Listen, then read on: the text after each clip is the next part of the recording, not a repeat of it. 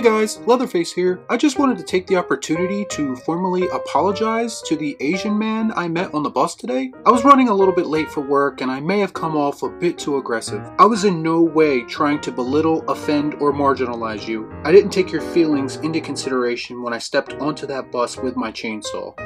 And for that, I am sorry. Please feel free to reach out to me and we could swap recipes or something, okay? My DMs are always open and I hope one day you can find it in your heart to forgive me. Thank you. Please don't cancel me. Before I get started, I'd like to kindly ask that you hit the like button and please subscribe to the channel for more content just like this. Come on. Do it. Do it! So there's finally a trailer for the new Netflix Texas Chainsaw Massacre movie. The same movie that supposedly, according to the people who created it, features a Leatherface who's just, quote, trying to be a good guy. Which sounds as awful as it will end up being if in fact Leatherface is portrayed to be somewhat sympathetic. That's right, it stinks! Judging by the trailer, it looks like a group of young people are setting out to restore an abandoned town in Texas that Leatherface either inhabits or lives very close to. Rule of thumb, anytime people are looking for a fresh start or trying to create a new life for themselves or others in a horror movie, it will most likely end with them dying horribly because they went somewhere they weren't supposed to. I really don't understand the Leatherface is trying to be a good guy thing based on what we see in this trailer, unless they are saying these people are somehow trespassing or disrupting his quiet life, which could be said about almost any Texas Chainsaw movie. That makes sense. And while it may be true, I have to reiterate once again, he's still a person who eats people and then wears their face as a mask, which last time I checked is still frowned on in society. It's also revealed that the plot of this movie follows the same tired formula of a returning legacy character who's looking for one more face-to-face confrontation with her nemesis. We've already seen that shit in Halloween 2018, and that's not proven to be all that good. Whoopie fucking do. Hey, I'm impressed. So I have a difficult time believing that this is going to be much different. The whole requel trend where we make a sequel to the original movie was started to quote-unquote give new creative minds complete freedom to tell whatever story they want to tell, and they won't be bogged down by the countless sequels that already exist. But in a very unsurprising turn of events, that very trend has now become repetitive. No shit. I've gotten to the point where I actually miss horror remakes.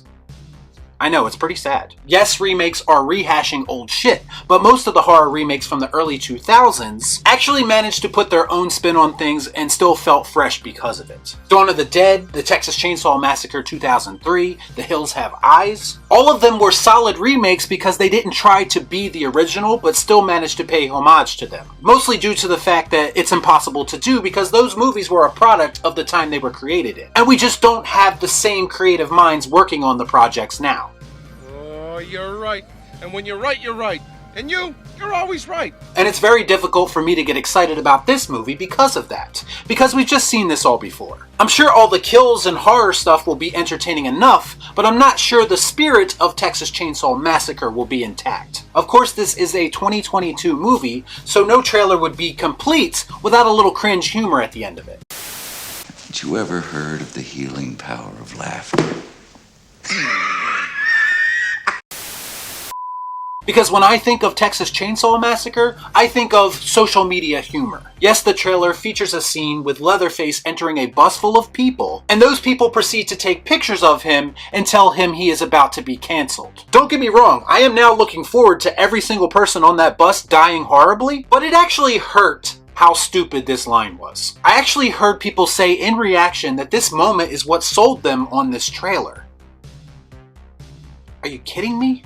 And there seems to be no sign of intelligent life anywhere. And it was at that moment that I realized that standards for movies is once again at an all-time low. I'm sorry, but that type of shit just does not belong in a Texas Chainsaw Massacre movie. Don't tell me they're trying to modernize it, it just doesn't work. And this trailer also raises a lot of questions that I'm not sure I wanted answers to. Leatherface has to be absolutely ancient at this point, considering this is a direct sequel to the original, and this story takes place in present day. I'm too old for this shit. I thought the design of the mask that is most predominantly featured in the trailer was actually pretty underwhelming. I hate to say it, but this trailer just didn't do anything for me. I admit it could be because I've been burnt so many times recently with iconic slashers returning in very lackluster ways that I'm just not allowing myself to get excited for something like this. But at the same time, I saw nothing in the trailer that actually made me feel like this movie was going to be a game changer. We ain't found shit. Once again, it just looks like more of the same shit. I just get the feeling that it's going to be a poorly written, poorly acted sequel. I hope I'm going to be wrong, but if track record means anything, I probably won't be. So have you seen the new Texas Chainsaw Massacre trailer? If you have, let me know what you thought about it in the comments down below. As always, please like, comment, share, subscribe to the channel. Hit that bell for notifications, and I'll see you next time right here on Real Shift. Thanks for watching. Peace out.